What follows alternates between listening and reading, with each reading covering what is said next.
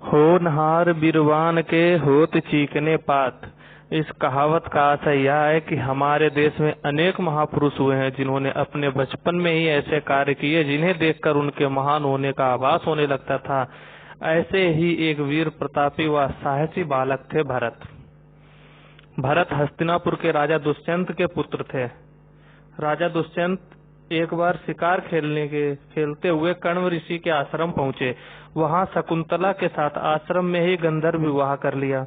आश्रम में ऋषि कण्व के न होने के कारण राजा दुष्यंत शकुंतला को अपने साथ नहीं ले जा सके। उन्होंने शकुंतला को एक अंगूठी दी जो उनके विवाह की निशानी थी।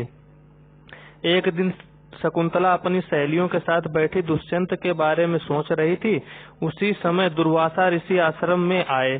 शकुंतला दुष्यंत की याद में इतनी अधिक खोई हुई थी कि उसे दुर्वासा ऋषि के आने का पता ही नहीं चला।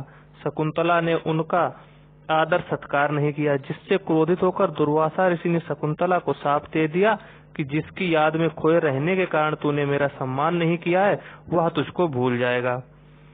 शकुंतला की सखियों ने क्रोधित ऋषि से अनजाने में उससे हुए अपराध को क्षमा करने के लिए निवेदन किया। ऋषि ने कहा, मेरे शाप का प्रभाव समाप्त तो नहीं हो सकता, किंतु दुष्यंत द्वारा दी गई अंगूठी को दिखाने से उन्हें अपने विवाह का स्मरण हो जाएगा। कण्व ऋषि जब आश्रम वापस आए तो उन्हें शकुंतला के गंधर्व विवाह का समाचार मिला। उन्होंने एक गृहस्थ की भांति अपनी पुत्री को पति के पास जाने के लिए विदा किया।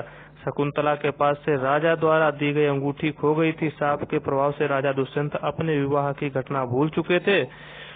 वे शकुंतला को पहचान नहीं सके। निराश शकुंतला को उसकी मां मेनका ने कश्यप ऋषि के आश्रम में रख दिया। उस समय वह गर्भवती थी। उसी आश्रम में दुष्यंत के पुत्र भरत का जन्म हुआ। भरत बचपन से ही वीर और साहसी थे। वह वन के हिंसक पशुओं के साथ खेलते और सिंह के बच्चों को पकड़कर उनके दांत गिनते थे। उनके इस निर्भीक कार्यों से आश्रमवासी उन्हें सर्व दमन कहकर पुकारते थे। समय का चक्र ऐसा चला कि राजा को वह अंगूठी मिल गई जो उन्होंने शकुंतला को विवाह के प्रतीक के रूप में दी थी। अंगूठी देखते ही उनको विवाह की याद ताजा हो गई। शकुंतला की खोज में भटकते हुए एक दिन वह कश्यप ऋषि के आश्रम में पहुंच गए। उन्होंने बालक भरत को शेर के साथ खेलते देखा। राजा दुष्यंत ने ऐसे साहसी बालक को पहले कभी नहीं देखा था। बालक के चेहरे पर अद्भुत तेज था। दुष्यंत ने बालक भरत से उसका परिचय पूछा। भरत ने अपना और अपनी माँ का नाम बता दिया। दुष्यंत ने भरत का परिचय जानकर उसे गले से लगा लिया और शकुंतला के पास गए। अपने पुत्र एवं पत्नी को लेकर वह हस्तिनापुर वापस लौट आए। हस्तिनापुर में भरत की शिक्षा दीक्षा हुई। दुष्यंत के बाद भरत राजा हुए। उन्होंने अपने राज्य की सीमा का विस्तार संपूर्ण आर्यावर्त, उत्तरी और मध्य भारत में कर दिया। अश्वमेध यज्ञ कर उन्होंने चक्रवर्ती सम्राट की उपाधि प्राप्त की।